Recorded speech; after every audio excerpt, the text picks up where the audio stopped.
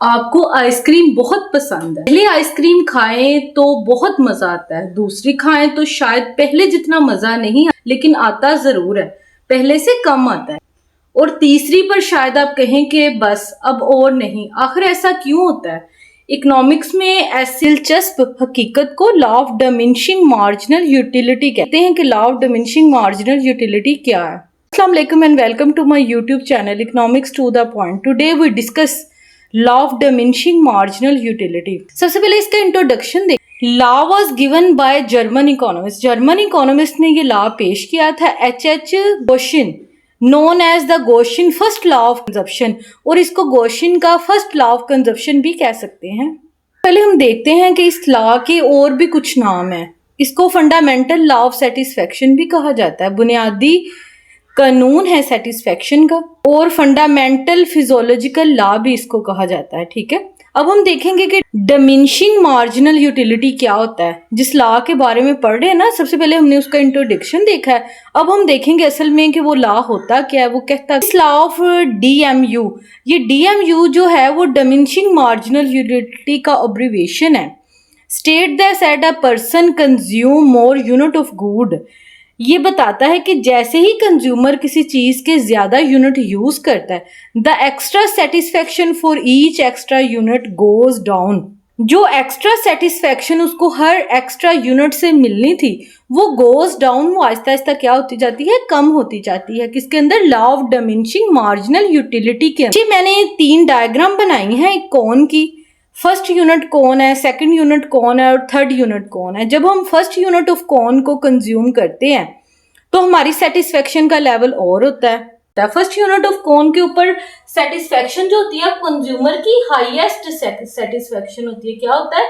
वो highly satisfied होता है। फर्स्ट यूनिट के अंदर हाई सेटिस्फेक्शन होती है। वो इस यूनिट को लेकर एक्साइटेड भी ज्यादा होता है क्योंकि वो इस चीज को फर्स्ट टाइम ट्राई कर रहा होता है और इसकी तलब भी उसको उस वक्त ज्यादा होता है। कौन के ऊपर उसकी सेटिस्फेक्शन किसी हद तक वो सेटिस्फाइड हो चुका होता है, ज्यादा वो हो चुका होता है। सेकंड यूनिट के अंदर उसकी सेटिस्फेक्शन में कमी आ जाती है। जितना वो पहले सेटिस्फाइड हो रहा था अब उतना नहीं हो रहा। ऊपर लिखा हुआ ना कि एक्स्ट्रा यूनिट, जैसे एक्स्ट्रा यूनिट वो कंज्यूम करता है वैसे वैसे उसकी एक्स्ट्रा सेटिस्फेक्शन डाउन होती जाती है। जैसे ही वो थर्ड कौन पर आएगा उसकी सेटिस्फेक्शन में और कमी आ जाएगी। मतलब पहले जितनी सेटिस्फेक्शन हो रही थी, पहले तो बहुत ज्यादा हो रही थी, दूसरे यूनिट पे उसकी सेटिस्फेक्शन में थोड़ी सी कमी आई, लेकिन थर्ड यूनिट के अंदर उसकी बिल्कुल कमी आ गई। इससे ज्यादा वो कह रहा है कि मैं इससे ज्यादा इस कौन को कंज्यूम नहीं कर सकता, अब मैं सेटिस्फाइड हो गया। दूसरे लॉज की तरह इस लॉ की भी कुछ अपनी अजम्पशन है जिन पे ये लॉ डिपेंड कर रहा होता है। आइए देखते हैं वो अजम्पशन कौन सी हैं। वो कह रहा है कि जो कंज्यूमर की यूटिलिटी है वो उसकी कार्डिनल मेजरमेंट मुमकिन है, मतलब उसको हम नंबरों के जरिए मेजर कर सकते हैं। कंजप्शन जो है वो रीजनेबल क्वांटिटीज में होनी चाहिए। जैसे आपने आइसक्रीम को एक कोन के ऊपर कंज्यूम करना है, ना कि आप उसका एक पूरा ब्लॉक लेकर उसको खाना शुरू कर दें। तो ये कंजप्शन क्या है? Consumption of reasonable quantity. आपने जो क्वांटिटी अपनी सेटिस्फेक्शन के लिए कंज्यूम करनी होती है, कि जो क्वांटिटी होती है उसको भी देखना होता है, मेजर करना होता है। ना तो आप उसको एक तिनके की मदद से खाएंगे कि बिल्कुल ही उसकी क्वांटिटी थोड़ी हो, और ना ही आप उसका एक बड़ा ब्लॉक रखकर खाना शुरू कर दें। जो आपने सेटिस्फेक्शन हासिल करनी है उसके लिए क्वांटिटी भी रीजनेबल होनी चाहिए। ये उसकी थी दूसरी अजम्पशन। अब हम चलेंगे नंबर थर्ड वाली अजम्पशन के ऊपर। न्यूजली of diminishing marginal utility. Third assumption में वो कह रहा है कि जो कंजप्शन करनी है वो आपकी कंजप्शन जो होनी चाहिए वो कंटिन्यूसली होनी चाहिए, कोई गैप नहीं होना चाहिए। ठीक है, नेक्स्ट जो चीज है कि नंबर 4 पे कि नो चेंज इन क्वांटिटी, और जो क्वांटिटी आपने फर्स्ट यूनिट में कंज्यूम की थी वही सेकंड में करनी है, वही थर्ड में करनी है। अगर आप 1 गिलास पानी का पी रहे हैं तो आपने सेकंड टाइम भी एक ही पीना है, थर्ड टाइम भी, मतलब क्वांटिटी भी सेम होनी चाहिए। ये नंबर 2 ऑप्शन के साथ रिलेट कर रही है कि रीजनेबल भी हो और सेम क्वांटिटी भी हो। 5 वाले अजम्पशन की तरफ आते हैं, वो है रैशनल कंज्यूमर। हमारा जो कंज्यूमर है वो रैशनल होगा, उसको अक्लमंदी से वो तमाम फैसले कर, कीमतों के बारे में, मार्केट के बिहेवियर के बारे में, अपनी सेटिस्फैक्शन बारे में, अपनी नीड के मुताबिक तमाम डिसीजन कर रहा होगा। अब हम नंबर 6 वाले ऑप्शन की तरफ आते हैं कि जो यूटिलिटी है वो इंडिपेंडेंट होगी। मार्जिनल यूटिलिटी एक पॉइंट पे होगी, वो डिफरेंट होगी, वो इंडिपेंडेंट होगी।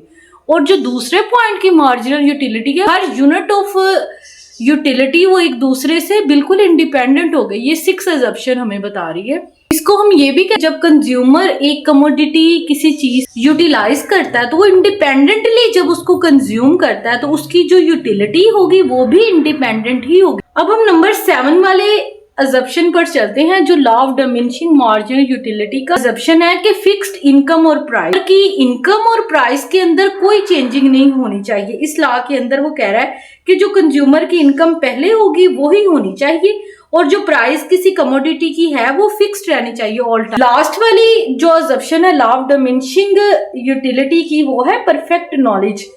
कंज्यूमर को जो है वो परफेक्ट नॉलेज होना चाहिए किस चीज के ऊपर कितना खर्च करना है और जो खर्च करने के बाद उसको यूटिलिटी हासिल हो रही है वो किस चीज से कितनी यूटिलिटी हो रही है। इसके साथ हमारी अजम्पशन एंड हो जाती है। Law of diminishing marginal utility को डायग्राम और टेबल की मदद से एक्सप्लेन करूंगी। सबसे पहले हम देखते हैं टेबल। क्वांटिटी 1, 2, 3, 4, 5 और 6, यहाँ पर हमने कितनी क्वांटिटीज ली हैं? 6। पहली क्वांटिटी पर जो मार्जिनल यूटिलिटी अचीव हो रही है कंज्यूमर को वो है 20। नंबर 2 वाली क्वांटिटी पर कंज्यूमर को जो मार्जिनल यूटिलिटी अचीव हो रही है वो है 15। नंबर 3 पर जो कंज्यूमर को मार्जिनल यूटिलिटी अचीव हो रही है वो 10। नंबर 4 पे 5। नंबर 5 पे जो कंज्यूमर की मार्जिनल यूटिलिटी है वो अब क्या हो गई है? 0। और अगर इसके बाद वो मजीद उस चीज को कंज्यूम करता है तो उस वक्त उसकी मार्जिनल यूटिलिटी क्या हो गई है? -5। अब हम इसको डायग्राम की मदद से समझते हैं। डायग्राम की मदद से समझने के बाद अब आपको कभी भी भूलेंगे नहीं आप इकोनॉमिक्स के इस कंसेप्ट को कि कैसे जैसे हम किसी चीज की कंजप्शन या किसी चीज के इस्तेमाल में इजाफा करते हैं तो उससे हासिल होने वाली जो सेटिस्फेक्शन है उसमें कमी आ रही होती है और इस कमी के अमल को ही हम law of diminishing marginal utility कहते हैं। जैसे हमने y एक्सिस पे मार्जिनल यूटिलिटी को रख लिया और x एक्सिस पे हमने क्वांटिटी को रख लिया। फर्स्ट यूनिट ऑफ क्वांटिटी को कंज्यूम करने से, हम जब फर्स्ट यूनिट ऑफ क्वांटिटी को कंज्यूम करेंगे तो उस सूरत हाल में कंज्यूमर की जो यूटिलिटी है वो इस पॉइंट पे नंबर ए पे है, ठीक है। जब हम सेकंड यूनिट कंज्यूम कर रहे हैं तो कंज्यूमर की मार्जिनल यूटिलिटी में कमी आ रही है, वो कितनी हो गई? नंबर 2 पे 15 हो गई। जब थर्ड यूनिट कंज्यूम करेंगे तो मार्जिनल यूटिलिटी में और कमी आ जाएगी। जब हम 4 यूनिट कंज्यूम करेंगे तो मार्जिनल यूटिलिटी में और कमी आ जाएगी। इस तरह हमारा जो कर्व अचीव होता है वो डाउनवर्ड मूव कर रहा होता है और कमी आते आते वो क्या हो जाना है, यहाँ पर इस पॉइंट पर मार्जिनल यूटिलिटी 0 हो गई है। अगर इसके बाद भी वो उस चीज की उस कमोडिटी को मजीद यूज करता है तो फिर उसकी मार्जिनल यूटिलिटी नेगेटिव हो जानी है। इसके साथ आज का हमारा वीडियो लेक्चर एंड होता है।